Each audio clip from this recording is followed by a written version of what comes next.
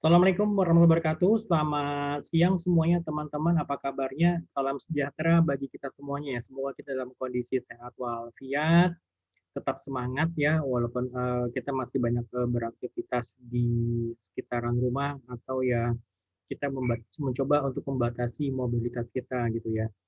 Oke, untuk pertemuan keempat kali ini kita akan ngebahas itu mengenai software. Jadi mengenai software, kemudian juga mengenai programming languages atau apa namanya bahasa pemrograman dan juga networking atau jaringan gitu ya.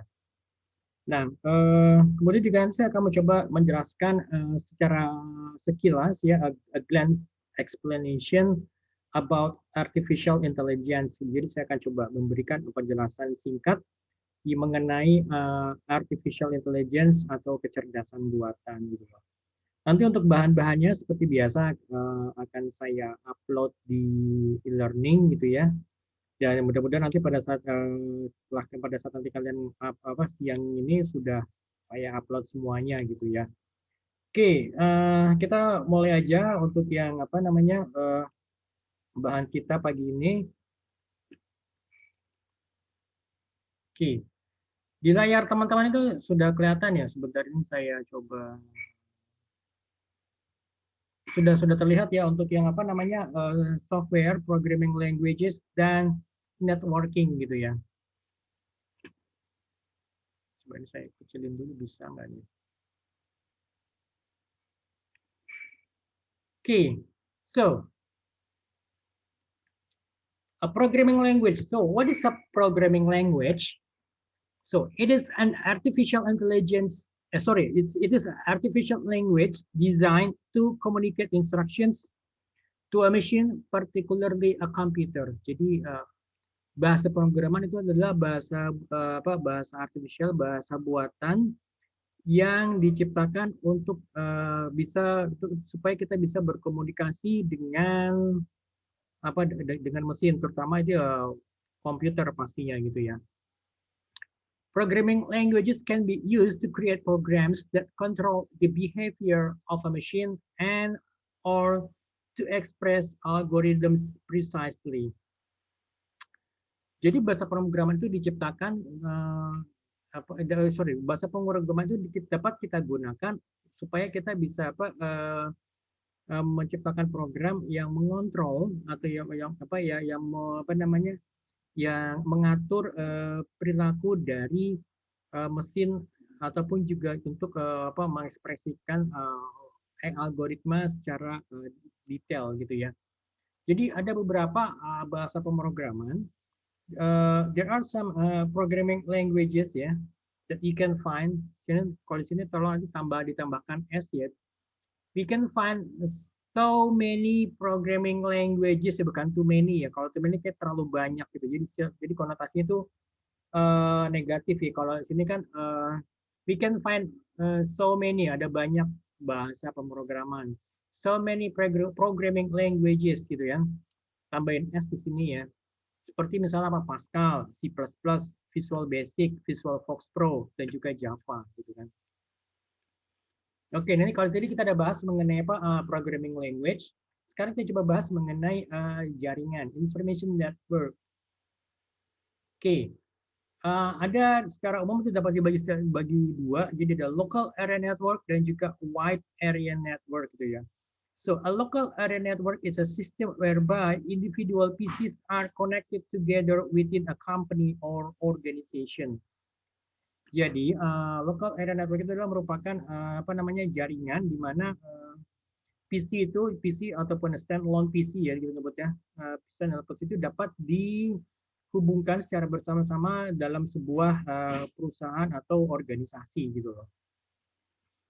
A wide area network or WAN, as the name implies, allows you to connect to other computers over a wider area. Jadi wide area network itu ya, jadi di mana komputer kita itu bisa terhubung dengan jaringan yang lebih luas gitu loh ya.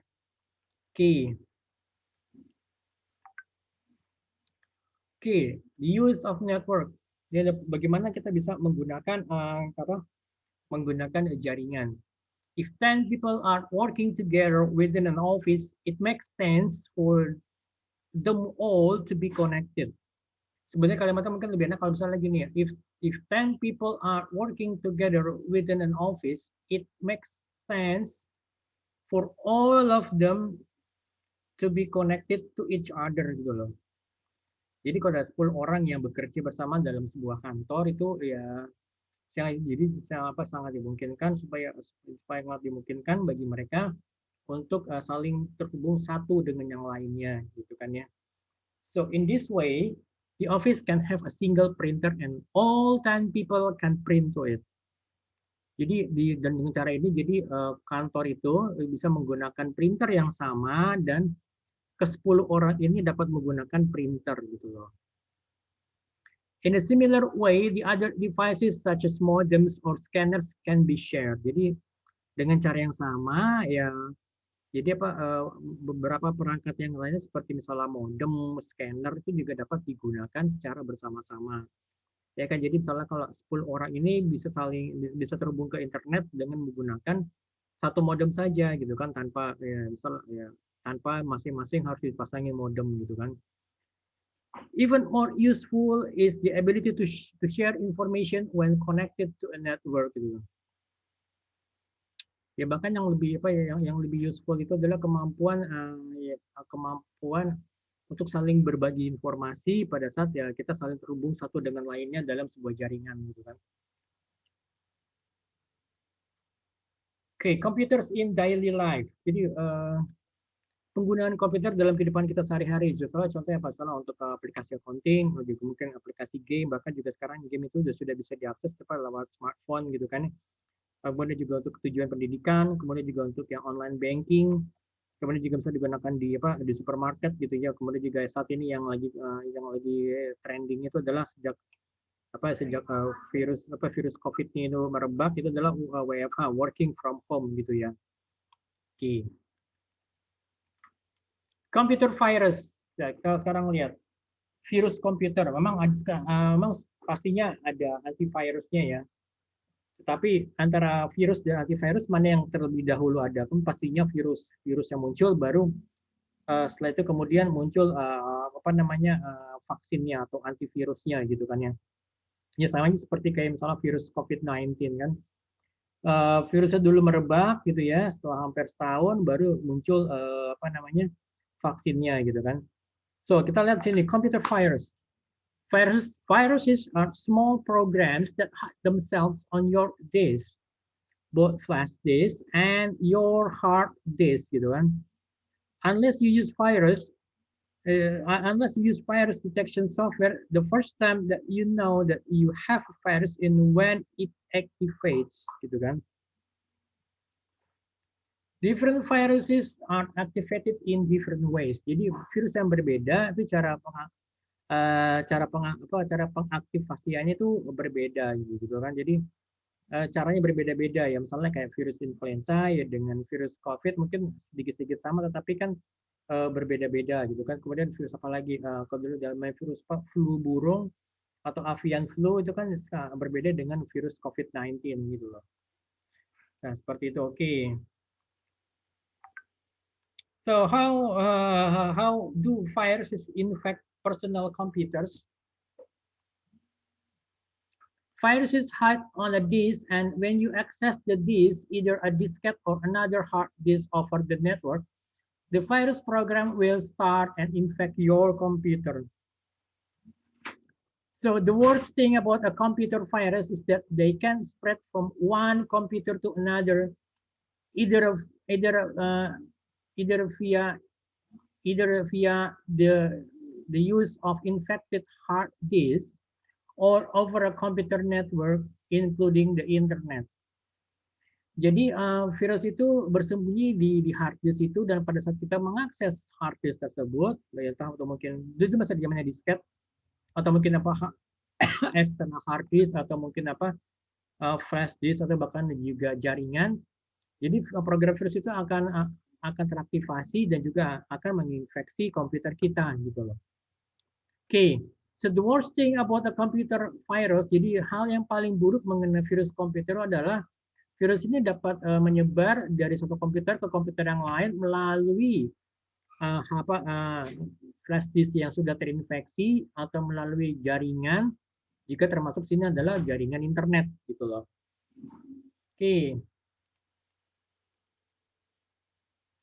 Oke, sekarang kita bicara mengenai software copyright. Jadi mungkin ini adalah hal yang kurang diperhatikan di Indonesia ya. Jadi sorry, karena merebaknya banyaknya aplikasi-aplikasi bajakan gitu yang sifatnya memang nggak gratis, tetapi sifatnya itu jauh lebih murah dibandingkan kalau kita beli software aslinya gitu kan.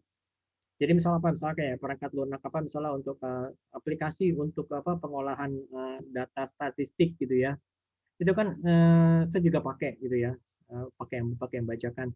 Tetapi ya kita kita lihat di sini bahwa eh, aplikasi ini ya dibutuhkan gitu kan, misalnya untuk misalnya untuk mahasiswa untuk mengolah tugas data-data untuk tugas akhirnya kan. Kalau menggunakan Excel itu kan lama banget gitu, apalagi misalkan kalau datanya mungkin ratusan gitu kan ya.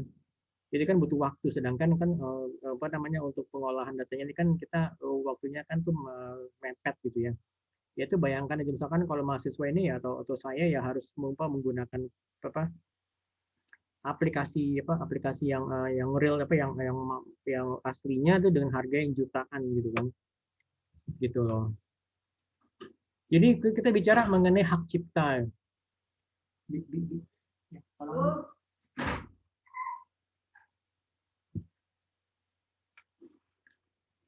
Ya, nah itu kan kita bicara mengenai hak cipta gitu kan.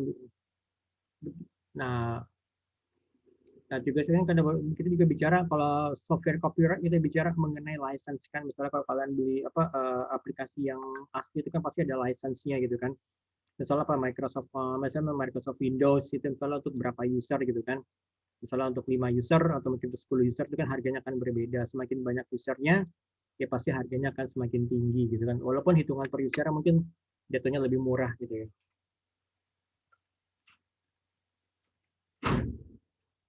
Software copyright, jadi masih kita bicara mengenai ini, jadi kita bicara mengenai ya mengenai hak cipta ya. Hak cipta ya pasti akan memberikan manfaat bagi penciptanya gitu kan ya.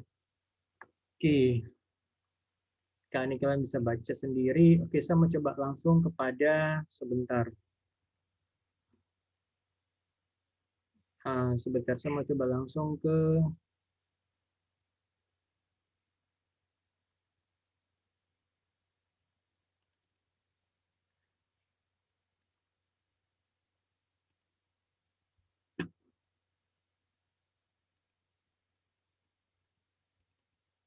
Oke, saya mau coba menjelaskan secara a glance explanation about artificial intelligence. Saya coba jelaskan mengenai secara sekilas mengenai artificial intelligence atau kecerdasan buatan gitu ya. So, what is artificial intelligence gitu loh. Kemudian juga beberapa teknik yang utama untuk artificial intelligence gitu kan ya. So, what is artificial intelligence? Ya kan? So, we can use computers to solve the problems, or we make automated decisions gitu loh.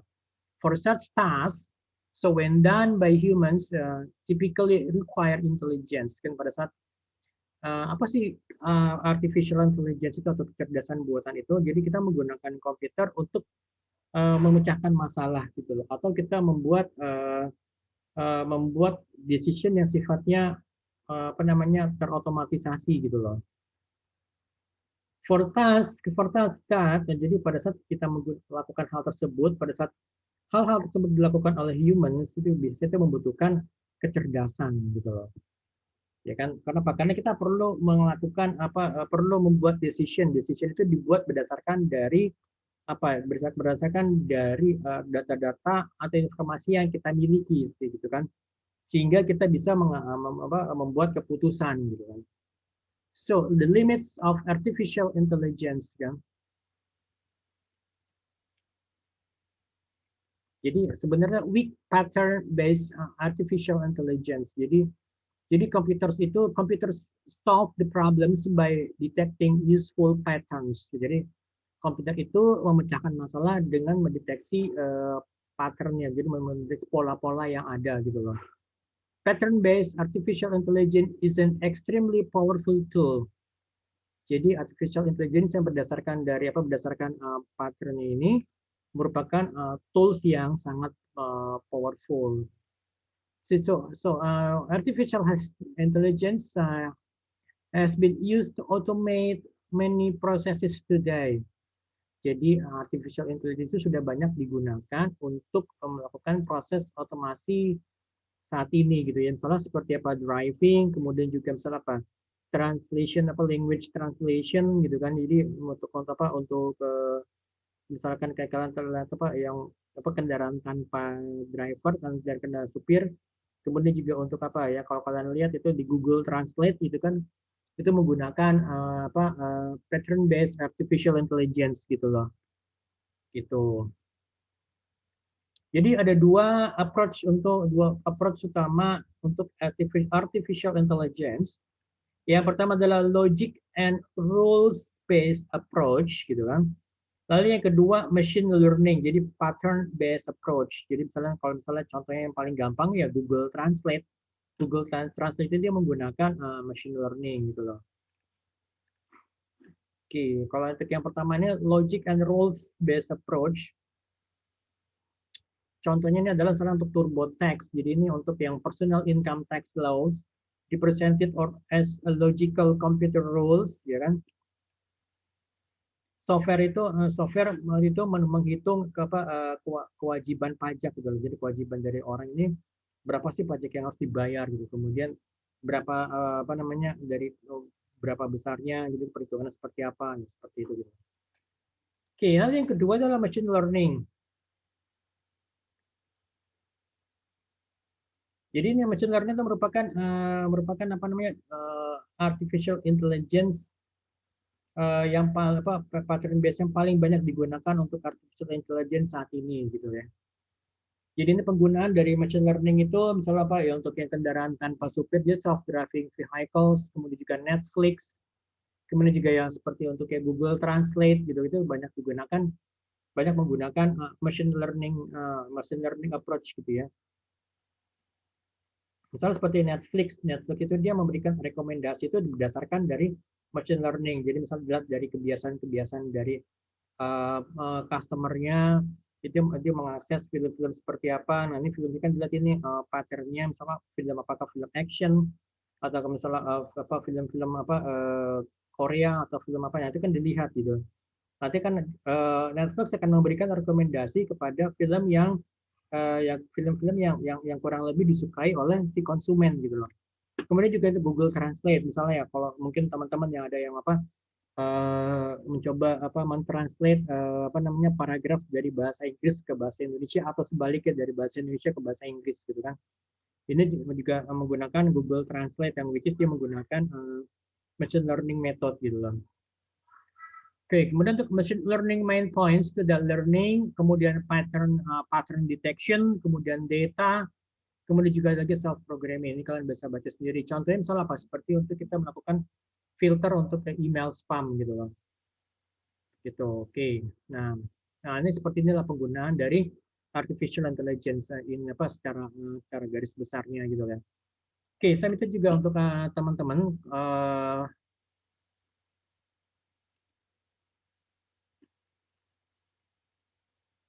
sebentar. Oke, saya minta juga dari teman-teman itu untuk coba mengumpulkan bahan-bahan mengenai artificial intelligence. Nanti minggu depan saya akan coba kasih tugas yang terkait mengenai artificial intelligence gitu loh. Nah, dari beberapa literatur yang saya dapat ada beberapa kecerdasan buatan itu atau artificial intelligence itu memiliki dampak positif dan juga pasti dampak negatif gitu ya. Ya, misalnya contoh misalnya gini, dampak negatifnya itu misalnya akan ada banyak apa namanya pekerja-pekerja itu yang akan kehilangan pekerjaan mereka. Jadi terutama untuk pekerjaan yang sifatnya rutin, yang paling gampang itu adalah misalkan gini, kayak kalau melihat itu petugas di pintu tol gitu ya, itu sekarang kan tuh sudah nggak ada kan. Jadi kalau misalkan kalian lewat salah tol dalam kota atau mungkin kalian nanti salah pergi keluar kota gitu ya, lewat Cipularang atau Cipali itu kan kalian itu kan tapping tapping kartunya itu kan tanpa adanya petugas sama sekali kan. Walaupun masih ada beberapa orang standby, tetapi tidak akan sebanyak jumlah gardunya gitu kan. Kemudian juga ada lagi misalnya untuk cybercrime gitu ya. Kemudian juga apa namanya ancaman untuk eksistensial kepada humanity. Jadi nanti ya misalnya apa robot itu akan semakin pintar, aplikasi akan semakin pintar gitu. Jadi akan menggantikan fungsi atau menggantikan tugas-tugas dari manusia gitu loh. Itu yang untuk dampak negatifnya. Ini secara general ya. Kemudian juga untuk yang apa dampak positifnya itu adalah misalnya apa reorganisasi birokrasi yang sifatnya itu udah out of date gitu ya. Kemudian juga adanya inovasi, kemudian kan ada inovasi, kemudian juga apa terutama untuk keunggulan di bidang medical ya, medical science, dan juga semakin apa ya, berarti banyak penyakit yang akan semakin bisa diberantas gitu ya. Kemudian juga untuk yang sifatnya yang rasional, keputusannya berdasarkan dari data dan juga mengurangi prasangka. Ini bisa membantu manusia dalam mengambil keputusan gitu loh. Oke, nanti kalian coba aja coba apa namanya pikirkan apa namanya beberapa apa coba kalian coba cari aja beberapa bahan-bahan yang terkait mengenai apa mengenai artificial intelligence gitu kan. Nanti minggu depan akan saya berikan tugas yang terkait dengan bahan-bahan mengenai AI ya, misalnya untuk aplikasi di mana-mana saja, kemudian dampak positifnya ataupun dampak negatifnya secara mendetail apa-apa saja gitu kan, terutama misalnya dalam bidang apa misalnya untuk misalnya dalam bidang energi atau dalam bidang apa bidang finance tuh apa aja sih keunggulannya gitu kan. Oke, itu aja dari saya untuk pertemuan kita hari ini. Kalau ada yang mau ditanyakan atau ada yang mau apa ya ada yang tanyakan lebih lanjut baik mengenai apa bahan-bahan slide-nya atau juga mungkin untuk tugasnya, silakan hubungi saya lewat Japri atau di grup juga boleh. Oke, tetap jaga semangat ya, tetap jaga semangat dan juga jaga kesehatan kalian. Kita ketemu lagi minggu depan. Kalau gitu terima kasih banyak semuanya. Assalamualaikum warahmatullahi wabarakatuh.